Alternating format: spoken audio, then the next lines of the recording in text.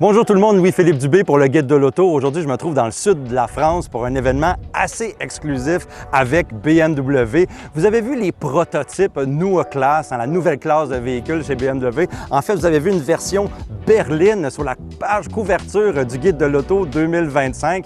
Mais j'ai ici avec moi le premier prototype fonctionnel de la Neue Klasse et c'est le modèle utilitaire, c'est le BMW iX3 50 xDrive et c'est un véhicule électrique. Par contre, BMW a mentionné que cette nouvelle classe de véhicules-là pourrait éventuellement accommoder des moteurs à combustion et des moteurs hybrides, mais ça, on va en parler dans les prochains mois parce que c'est pas chose faite. Donc, le modèle que j'ai avec moi, il est entièrement camouflé, hein, vous voyez, c'est le camouflage typique des constructeurs là, avec des formes pour essayer de truquer l'œil ou tromper l'œil pour que les gens ne reconnaissent pas le design final du véhicule. Par contre, je peux vous dire qu'à l'avant, la petite grille de calandre réniforme ne prend pas de proportions démesurées, ce qui est une bonne nouvelle pour les puristes. On voit également des phares là, qui ont l'air d'avoir des faisceaux obliques, un peu qu'est-ce qu'on a vu là, du côté des prototypes ou des concepts là, que BMW nous a montrés dans les dernières années.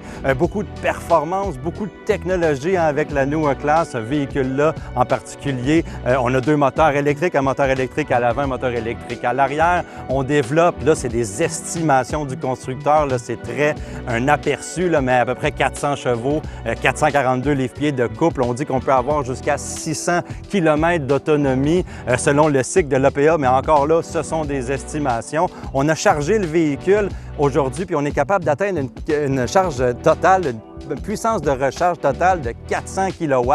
Ça, c'est extrêmement élevé. Là, vous me dites, au Québec, ça va peut-être pas fonctionner aussi rondement qu'ici dans le sud de la France avec de la température idéale, mais il va falloir faire un test chez nous pour en avoir le cœur net. Beaucoup de technologie à l'intérieur. On a une planche de bord là, complètement numérique.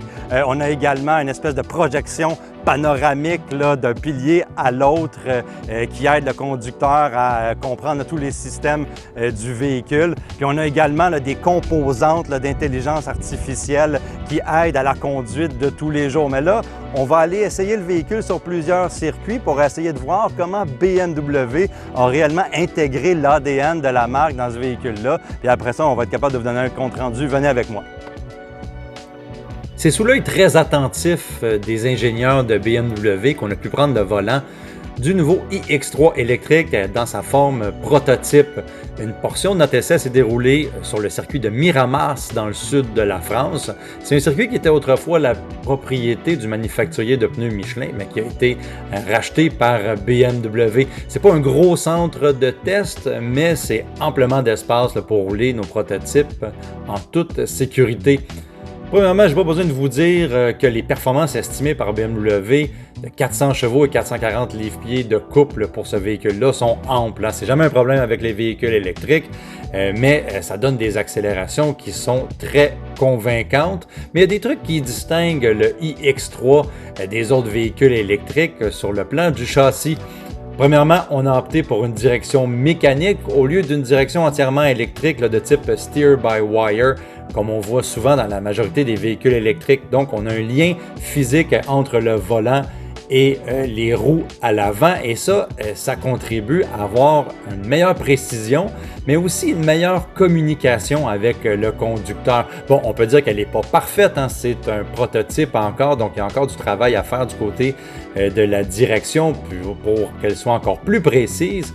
Par contre, c'est quelque chose qu'on aime, cette communication entre le conducteur et les roues avant, et je pense que c'est quelque chose que chez BMW, on tient à cœur.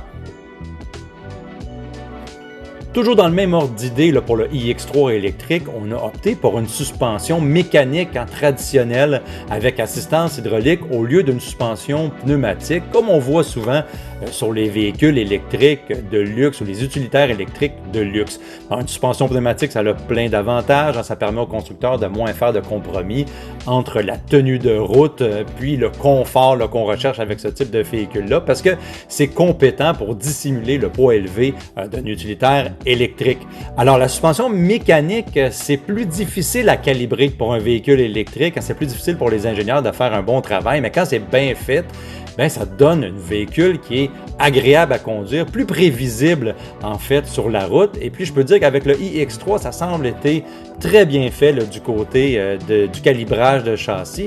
Puis en plus, j'aimerais ajouter qu'une suspension mécanique, bien, c'est souvent plus fiable et moins difficile à remplacer.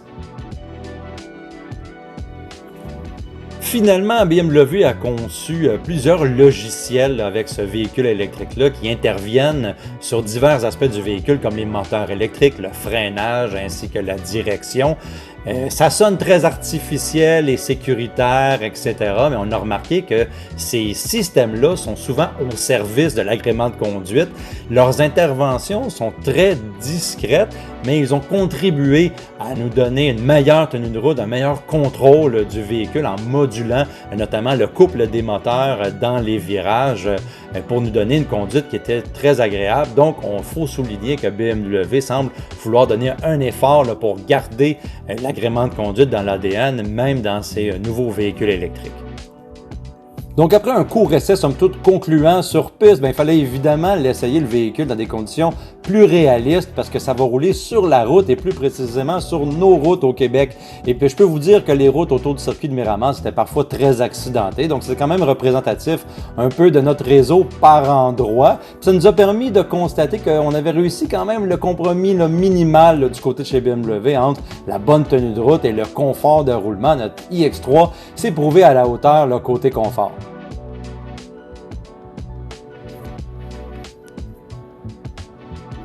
Donc, comme vous pouvez le constater, là, j'ai pas grand-chose à vous dire sur le niveau de finition dans le prototype BMW iX3 qu'on a essayé parce que son habitacle était entièrement couvert. Mais on voit quand même l'écran central dans la plage de bord, un écran qui est somme toute très clair, facile à utiliser avec une interface intuitive. Mais ce qui attire le plus l'attention, c'est la grande bande horizontale que vous voyez au bout du tableau de bord et dans le bas du pare-brise. Ça, c'est comme un géant affichage à tête haute qui projette des éléments qui sont choisis par le conducteur. On parle d'applications, d'informations relatives au véhicule et ça permet de vérifier certains systèmes sans quitter les yeux de la route. Je l'ai essayé. C'était quand même cool comme système, puis ça va être appliqué dans plusieurs véhicules BMW dans les prochaines années.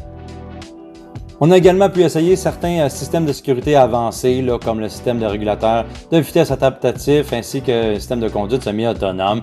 C'est des systèmes qui sont gérés par une composante complexe d'intelligence artificielle dans le véhicule. Ça nous a aidé à travers notre parcours à anticiper certains obstacles sans être trop intrusif. Puis ça, je veux surligner ça parce que l'intrusivité des systèmes de conduite, c'est un gros enjeu dans l'industrie automobile. Puis celui-là, il avait l'air à vouloir travailler de pair avec nous. On a trouvé des petits bobos également, mais c'est quand même un prototype. On a hâte d'essayer ça chez nous au Québec pour trouver vraiment comment ça peut aider les conducteurs chez nous. J'aimerais ajouter un petit mot pour la recharge. Ici, on nous a fait une démonstration là, sur le circuit sur une borne de niveau 3. Le véhicule a été capable d'atteindre une puissance de recharge de 400 kW sur 10 minutes avant de descendre à 200 kW. Ce sont des gros chiffres sur papier, mais il va falloir voir si ça se rend réellement au modèle de production et puis ça va dépendre des conditions climatiques. Donc, on a hâte d'essayer ça sur notre réseau de recharge au Québec. Bon, à part quelques petits détails au niveau de la conduite, la direction qui est un peu floue en mode confort, puis aussi quelques commandes qu'on aime moins dans l'habitacle. L'habitacle, qu'on le rappelle, qui n'est pas entièrement terminé dans le prototype fonctionnel qu'on a avec nous. On voit que BMW prend quand même l'électrification au sérieux avec cette Neue Klasse-là, puis on a hâte de voir qu'est-ce que la marque va faire avec peut-être d'éventuels modèles à combustion ou de modèles hybrides avec cette nouvelle plateforme-là. Puis aussi, on a hâte de voir comment cette plateforme-là va performer au Québec. Puis ça, c'est toutes des choses qu'on va savoir plus proche de la date de commercialisation de ce véhicule-là, qu'on dit que ça va être approximativement au deuxième quart de 2026. Donc, si vous voulez tous les détails sur mon essai de ce prototype fonctionnel-là de la BMW iX3 50 xDrive, vous pouvez lire mon article sur le Guide de l'auto.